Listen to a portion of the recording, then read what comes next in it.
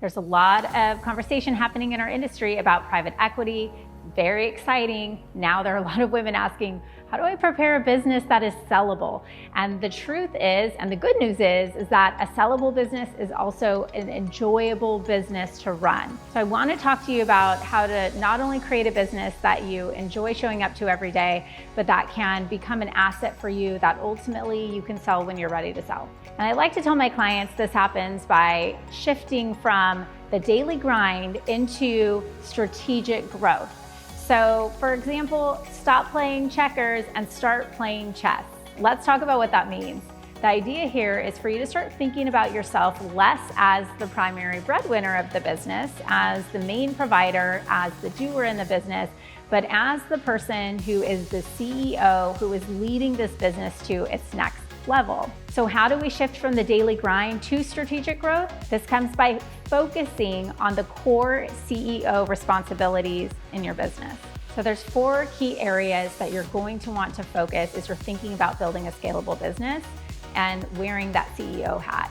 Number 1 is strategic planning, and that means doing less of working inside the business, being the primary breadwinner of the business, from a service delivery standpoint, to becoming the person who is creating a visionary plan for the future business. So sometimes we call this working on your business instead of in your business. Number 2 is leadership development. This is taking the idea of hiring and building team to the next level, where we start to build and develop and train leaders in the company who are going to be responsible for decision making in their own departments. So what this means for you is you get to look at the bigger picture of the strategy, help implement, pull through that strategy, oversee the strategy, but that you have leaders within your company who are responsible for managing the day-to-day operations with the team. Number 3 is setting clear objectives and accountabilities.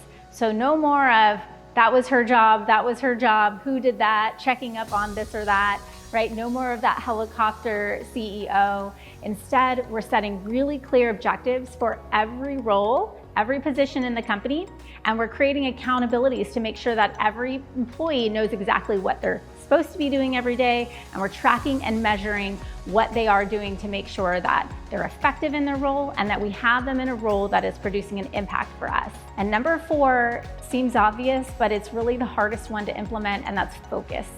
And that means setting boundaries for yourself and creating an infrastructure in which you have a delineation between your professional and personal time so that your work time doesn't bleed into your family time or vice versa, to where you begin to resent what you're building. Remember, growing can sometimes feel worse before it gets better, especially when you're trying to scale up through other people.